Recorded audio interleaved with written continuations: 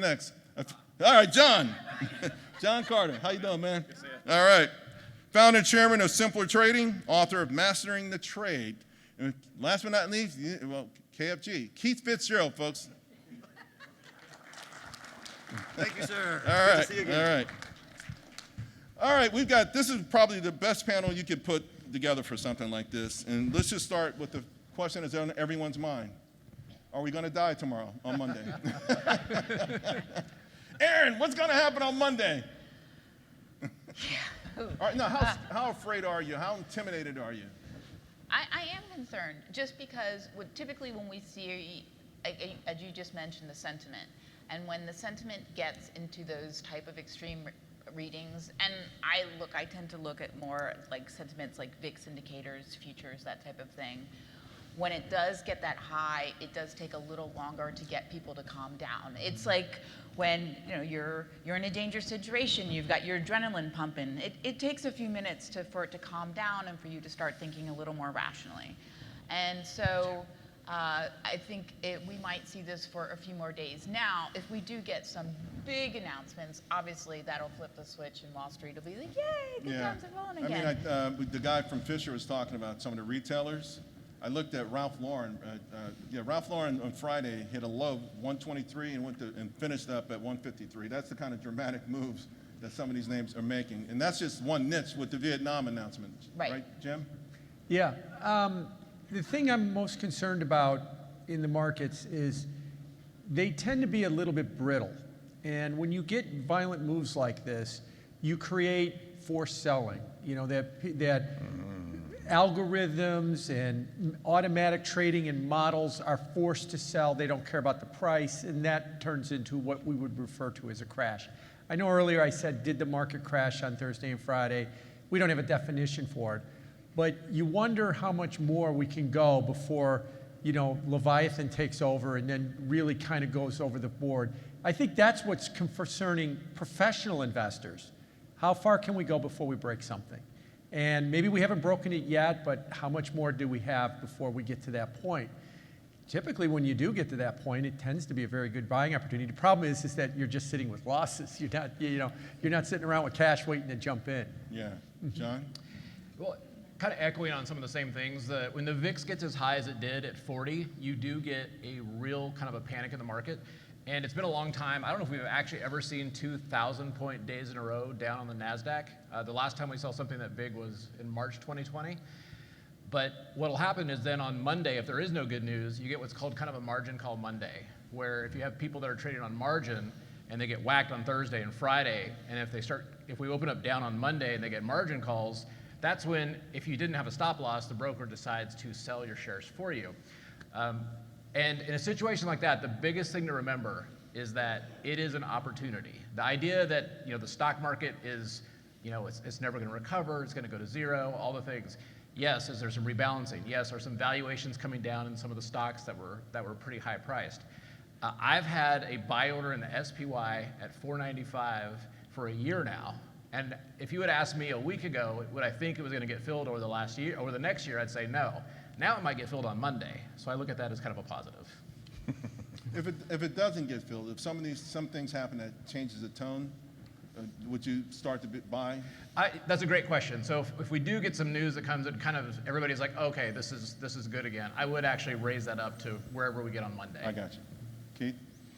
The biggest concern I have is if I'm smart enough to buy all the stuff that's been thrown on sale. I mean, really, truly, seriously. Is it being smart or is it having nerve? I think it's a little of both. Doing this 45 years, you've got to have nerves, yes, but you've got to have confidence and you've got to have smarts. And we do that by thinking, as you know, about the great companies, because the market's splitting between the quality stuff and the nice-to-have stuff. And if it's quality and it's down and there's value there, I don't really care about price as long as the computers are in on it.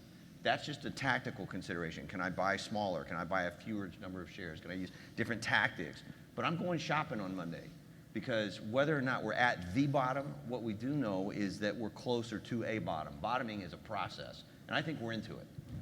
Retail sentiment has been negative, right? The AAII comes out every Thursday, and it's making records like it's never made before. But retail buying has been huge. Now, I heard that Friday maybe there was a lot of retail selling, and you talked about the margin calls on Monday.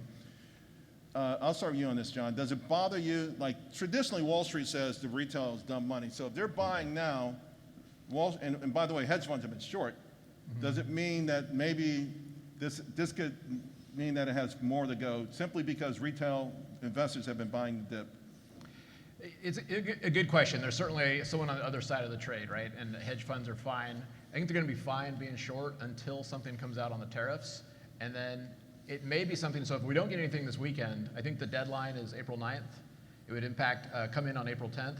And at some point, if you're hedge funds and you're short and you're coming in closer to April 9th and we're still going down, that's something where that's an event that could completely ruin their trade. So I likely would see that either we could sell off into that, and then once the news hits, so the market hates uncertainty. I remember one time, this was a long time ago, I think it was after 9/11, a couple years later, and if you remember, the bombs in London went off, and woke up that morning and the Dow's down, a huge amount, 600-700 points.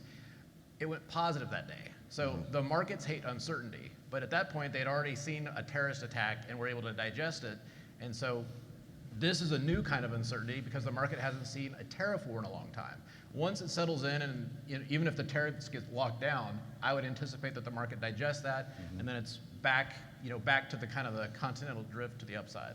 Jim, is it possible to model in the impact of the tariff or a trade war? I mean, at some point, the selling would exceed the overall economic impact. If it hasn't already, I don't know. Yeah, I think the biggest problem with the tariffs, because as I look at Wall Street's estimates of Trump will announce a tariff, and then they'll say it means this for inflation, it means this for growth. And when you read it, they say, okay, we're going to assume this tariff's going to be as described for 10 years. 10 years? Is it going to make it to 10 o'clock? That's the, that's the problem that you have with trying to model it. And Trump puts these tariffs on, and then he gives contradictory statements, right? I love tariffs, they're not going to come off, but if you want to call me, we could do a deal. Right. So are they coming off or aren't they coming off? That's the biggest problem with the tariffs. If you told me that they're, and you've heard other speakers say this, if you told me tariffs are being used as leverage to try and extract something out of whoever's being the tariff, I don't think Wall Street has a problem with it. But when you tell Wall Street it's going to be there for 10 years, that's a whole different game, and that's what makes it very hard to model it. I had one slide, though, with, where all the major firms thought, okay, we at least be 10% higher, maybe 10% and 60% on China. And I'll go ask you about this, Aaron. It seems to me that tariffs are going to be higher. Wherever the dust settles, they'll be higher than they were before Trump was inaugurated. I think in part because he thinks it brings back manufacturing. Also, I think in part because it helps to offset maybe tax cuts and makes it easier to push through whatever his final deals are, particularly with some people in his party who seem to live and die by CBO scoring, which I don't understand because it's so flawed and easy to manipulate. So do you invest, will you start to invest or make moves based on an assumption that tariffs will be higher than they were, but not 60% on Vietnam and wherever they are? I think it's something you have to consider within your scenario analysis. Absolutely. I mean, because obviously you've got different paths and you need to adjust and be flexible, especially with your asset allocation. Certainly that can hit the smaller cap companies where their margins tend to be lower and their profit margins, we're only looking at maybe a 5% type of profit margin in the small caps.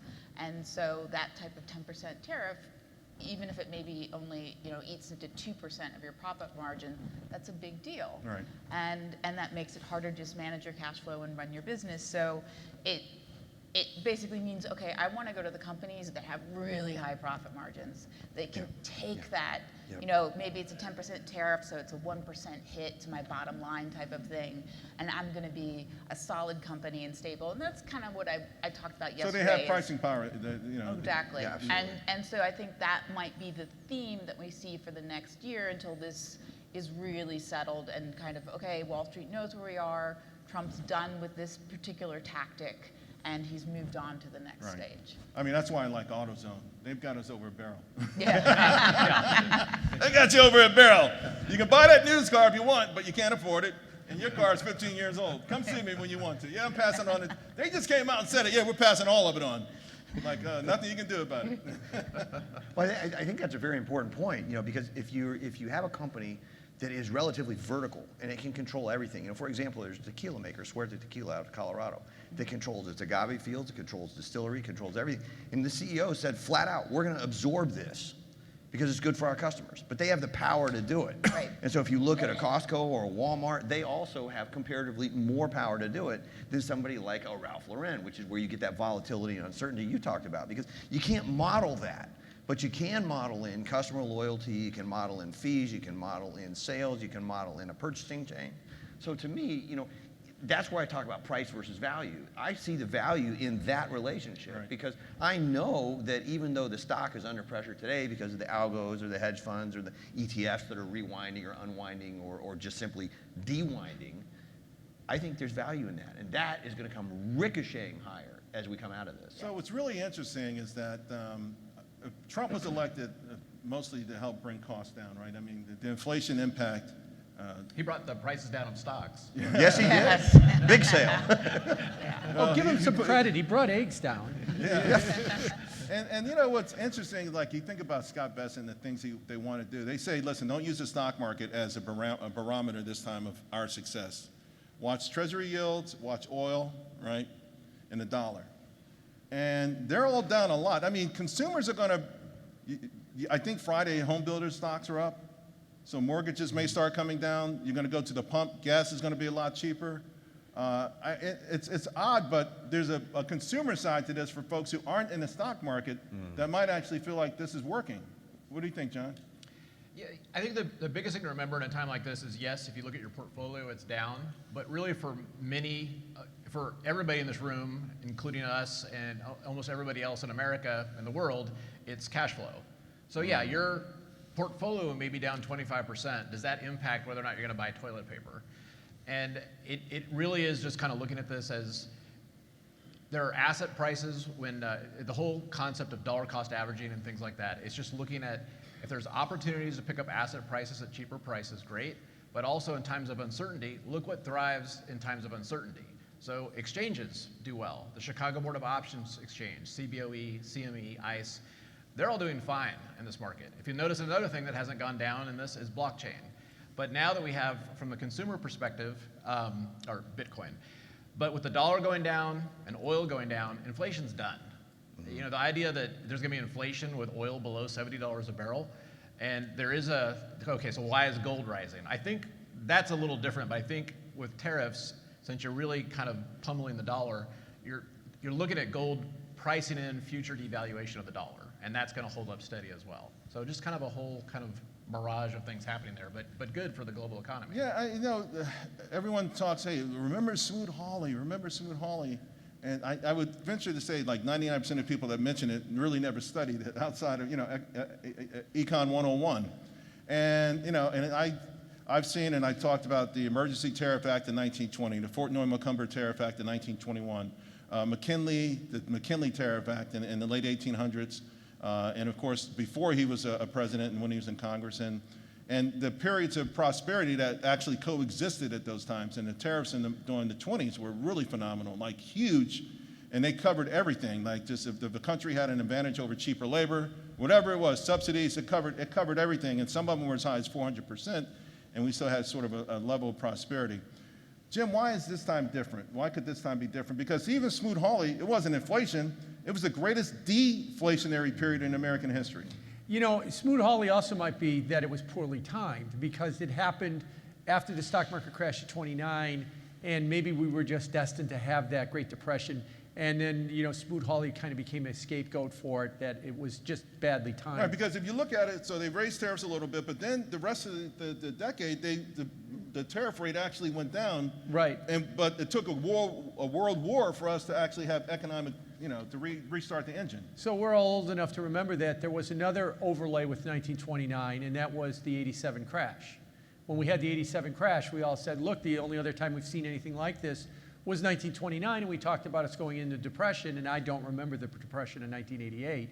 It never came at that point. So we had that overlay that scared the hell out of us, that the only other time was the Great Depression, and it didn't come to pass. So we'll find out really what is the impact of tariffs on the economy. And yeah, we've got the Smoot-Hawley example, but you pointed out some others with the McKinley Act and GATT and some of the other ones that they, when we moved those tariffs, we didn't see this kind of, convulsion in markets like we're seeing now.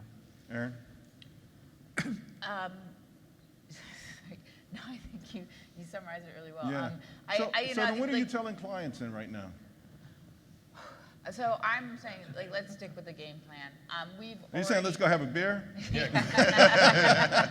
Quit calling me. Can they get you on the phone?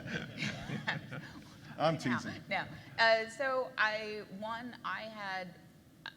one thing I'd made the call incorrectly at the end of last year was I really thought that we would finally see the rebound in the small and mid caps, and that I've completely reversed. I think this risk-off scenario that we've been seeing since the beginning of the year, that was made very clear, and so I've said, okay, we're gonna be more selective. Lower yields help though, because one of the big risks for these small caps is the maturity, right? The debt wall. Right. And one of the reasons a lot of folks were going for the small caps is thinking that, hey, these yields are going to come down and they would be able to refinance at a level that would hurt them. And but the negative stuff was already built in. I think yesterday Russell was only down 4% versus 5% for everyone else. Outperforming. I think the push is that they are going to be the ones that could potentially be hit harder by the tariffs because they do have tighter operating margins. And so I would say until that risk is known, until you can really better understand it, I'm saying I'm looking at high quality, again, companies that have pricing power, that have operating cash flow, and have those types of margins that are your safety stocks. And so being much more selective and just being a little more risk off. Go ahead. Yeah, I was just going to jump in and say one other thing about this too is it's a good time to remember your risk tolerances. I told Charles this story the other day that I was listening to a podcast and a woman called up or dialed in on the podcast and was saying that she was 72 years old and she was a month away from her first mandatory 401k with funds, and that her portfolio was down 25%. And she then started to get into tears and talk about what NVIDIA was doing and what Apple was doing. And it's like, you're 72 and you're a month away from taking your withdrawals from your 401k, and you're still pressing the bet in NVIDIA and Apple and everything else. You should be in T-bills at that point. So this is a good time to start thinking about your risk tolerance. Look, everybody's portfolio is down 10% in the last day. But if you feel like this is going to alter your life because the market went down 10%, you might be taking too much risk. Because you're your sell-off shouldn't really affect you any more than anybody else's sell-off. We all don't like it, but we all went down. But if you feel like you've gone down too much, then you got to start thinking about the risk that you're taking. I think that's a great point because asset allocation for the past 3 years really has gone out of favor. Where let's shift more, because look, 2020, the bonds were destroyed, everything was down for 2 years, everything was correlated, and so we moved away from that typical model of, okay, well, let's have this amount in your large caps and this amount in your small caps, and going back to the more traditional asset allocation I think would really help when people really have to think about, okay, we're not just going to be in the Mag 7, we're going to have a variety in our portfolio and use diversification to a certain extent. But Keith, you invest a lot into companies where you're investing mostly in management, right? And so a lot of the names you invest in tend to be more volatile. You're not going to have stop losses with the names, I don't think, a lot of them that you like, because when they go down, you want to buy more. Well, we have 3 criteria that we use above all else, and we base our things, rather than the traditional diversification allocation modeling, which I've used for decades, we base our work on risk parity. And so our risk parity modeling is a grounding in certainty. That's going to be stocks that are low beta, high dividend, stocks you can depend on through thick and thin that are not going anywhere because they tend to fall less, stabilize first, and recover fastest. That gives us the freedom to pursue the Apples and the NVIDIAs and the Teslas of the world. Because now we know that a large chunk of the portfolio has comparatively lower risk per dollar spent versus what we're going to achieve. So what we look for, if we're going to continue to invest, particularly in down markets, we're going to look for, do they make must-have products or nice-to-have products? And the difference between that is it something you can't live without, or something like a Peloton that's going to turn into the world's most expensive laundry hanger? You know, that's the difference, right? Right. So Apple versus Peloton, right? Or and then the second thing we're going to do is the CEO visionary? Do they execute? Because if we want CEOs that are going to go forward, they have to be looking where the world's going, not where the world's been. So when I hear earnings calls with executives saying, "Oh, woe is me," da da da, that's like the dog ate my homework. It's not something I'm interested in. But if I hear a CEO say, "Hey, you know what? We misjudged this. We're doing that, and here's where we're going," that's Tim Cook, that's Jensen Huang, that's Alex Karp. You know right away they're accountable. And finally, we use tactics that are going to control our risk as part of the buying process. So we have no fear of buying into a market that hasn't yet found its bottom, because what we're going to look at that and say, you know, we know the opposite side of that. We know what happens when companies are going to come roaring back, because these are the companies that the world can't live without. So again, on Monday, you know, I hope I'm smart enough to go shopping. All right. So listen, we got a little less than 5 minutes.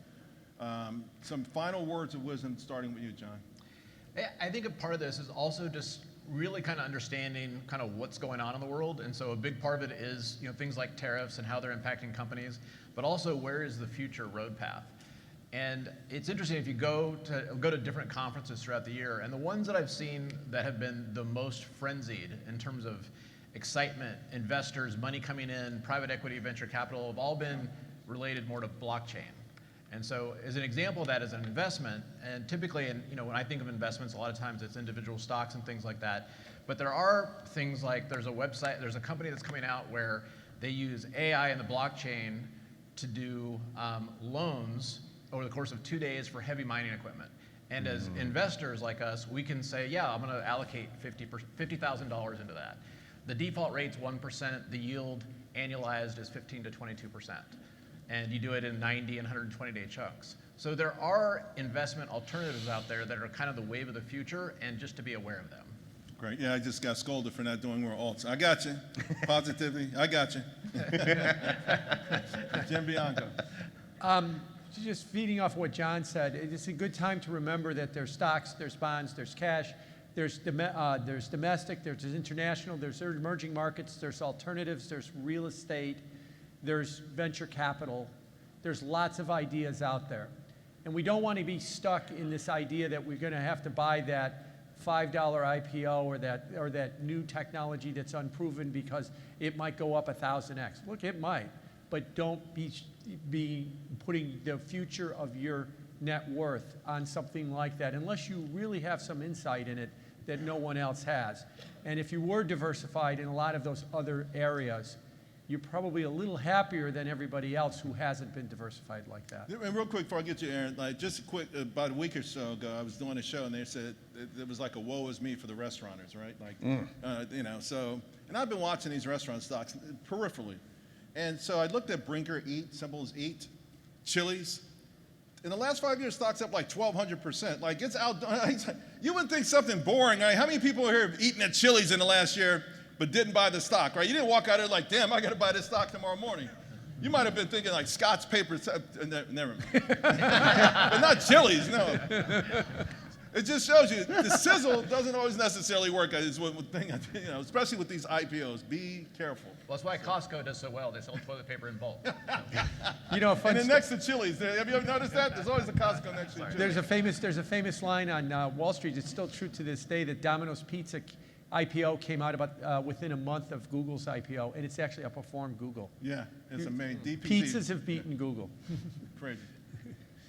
So I would say the theme might be that you're going to have to do more due diligence.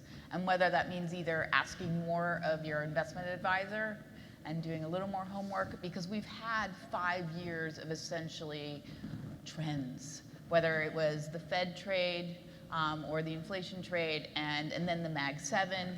And so we really haven't gotten back to fundamental investing and really doing deeper dives, much just like you're saying. And so for me, this is my favorite part of investing, is doing the deeper dives in the stocks rather than your top level trend following. But I think this is where we're just going to have to work a little harder. It's not just going to be about trend trading. Keith? I need everybody in the room to help me out, because my pearl of wisdom is something you know and we talked about yesterday. So, 1, 2, 3. Chaos produces what? Thank you very much. That's it. Need a little work, All right, let's try that again. I heard a few people Chaos like, huh? produces opportunity. There you go. There Okay. you go. All Someone right. was saying bankruptcy over there. I'm like, Oh, hell no. No way. All right, so let's give a round of applause. Aaron Gibbs, Jim Bianco, John Carter, Keith Fitz-Gerald. Couldn't have a better panel. Thank you. Great stuff. Thank you, Charles. Appreciate it. Thank you. Thank you.